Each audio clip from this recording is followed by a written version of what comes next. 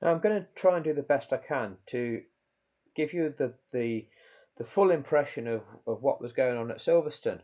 Um, Peter Goody, who is a chap that makes comments on the channels, would be able to give you a much better explanation than I can, because he has clearly driven Silverstone on multiple occasions and knows what he's talking about. But this is Copse Corner. Um, and if I just tab across to a more of a close-up, if we are looking at where the apex of the corner is, so what sort of line you want to take in so that you can kiss the edge of the track for the optimum kind of line through it. Ideally, through a corner, you want to start wide, ideally, take a wide line in, kiss around this point of the inside of the corner where my cursor is. So around about where this second red marker is, around about that point. Correct me if I'm wrong, please, Peter, and I'll update. And then your car starts coming away from that apex as you accelerate away from there. So that would be the line which would be your optimum line. Kiss there and start coming away from that curbing after you've come away from the apex of the corner. So the apex of the corner is generally around the midpoint of the corner. It can vary depending on the shape of the corner, but that's approximately what we're looking at. Okay, don't get confused with thinking apex is all of this curbing around here. It's not. The apex is, like I said, the point in this corner whereby once you've kind of kissed it, you're then starting to try and accelerate out of that corner. Okay, um, so this is the point that the drivers are trying to kind of aim for as their reference point.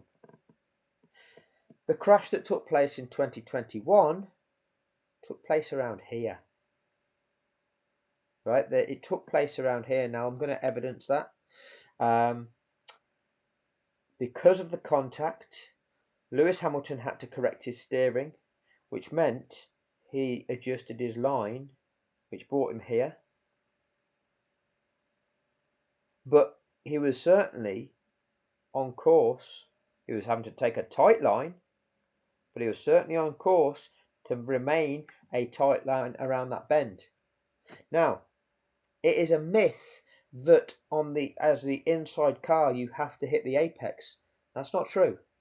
That's not true. Okay. When you're going wheel to wheel racing, you have to give each other space, and that applies to both cars. All right, both cars have to give each other space, and actually, you know, you could have one car here and the other side just inside him coming around this bend, and that's still fine. Okay, the important thing is this car here that is taking the inner line to the corner doesn't run the other car out of room here. So if he runs over here and runs the car on the outside off the track, then he's committed an offence. Okay, but at this point here, it's a case of spatial awareness for the drivers and ensuring they're leaving in each other enough space.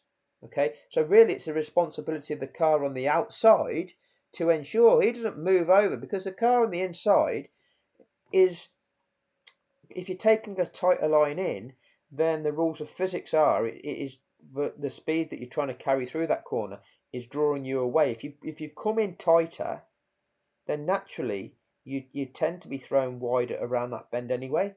That's why you start wide and try and come in.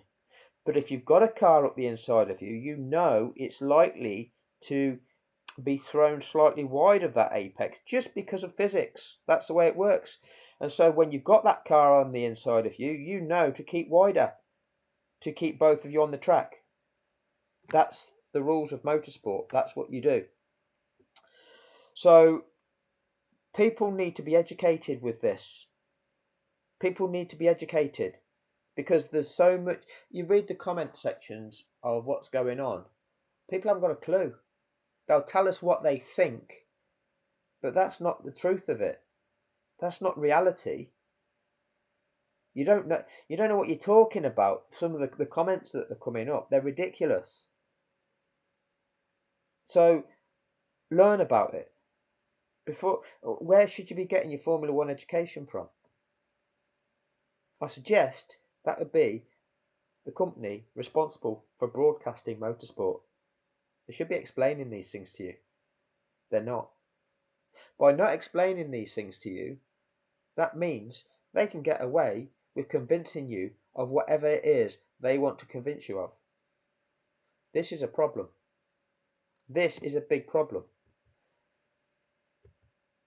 This is a different view. It's an old historic photo, but it's proven it's Copse corner. Okay, so again, you start wide. You're kind of aiming for this point here, which then brings you out across here. Now, if you're on Lewis Hamilton and you take this line here, you've got to leave a car width here for Max Verstappen if he's there on the outside of you. Okay, but you can be here and he can be on the outside of you, as we've seen Max on many of occasion take this sort of line here and run the other car out of room at this point here, because Max will come all the way over to here and run the car out of room and then carry on around there. That's Max's style. Max's dive bomb, he'll lunge in here and he'll go whee all the way across to there, and then he'll turn and run the driver out of room here, so they have to ram the brakes on there to avoid him. Sky Sports will validate that. They'll accept that, but they'll say it's Lewis's fault here for not leaving Max enough room when the collision took place here, when Lewis was well on course for making it round here. It's a narrative you're being fed. Learn about the sport, people. Learn about the sport and accept and understand that you're being lied to. Martin Brundle, the so-called expert of the sport, isn't telling you this. Why isn't he telling you this? Former Formula One drivers, Jenson Button, former world champion, isn't telling you this. Why? They've all vilified Lewis Hamilton. Why? It's disgusting. As I say, Peter Goody would be able to give you a better explanation of this. If he comments and updates things, I'll pin the comment. If I've got this wrong and need to amend it, I will redo the video. But this video is far more accurate than what the lies you're being told by Sky Sports F1, and it's certainly not the situation that the accident was described in that mock-up video that I've just put out. That mock-up video that somebody's creating, which is showing the impact to be somewhere around here, okay, showing the impact to be here, and Lewis Hamilton to be at this point in the track when the impact happened. That's not true. It happened back here. Hamilton was on course for making it round here, and the impact hit his front wheels, for which he had to correct it, which then made his car drift over here, which made him end up about here. Now, even if he'd have actually driven here, it's still Verstappen's responsibility to stay wide of him, and had Hamilton got to here and ran him off the track, entirely Hamilton's fault. It didn't happen. It didn't happen like that. Verstappen turned in on him here. Hamilton was entirely in the right.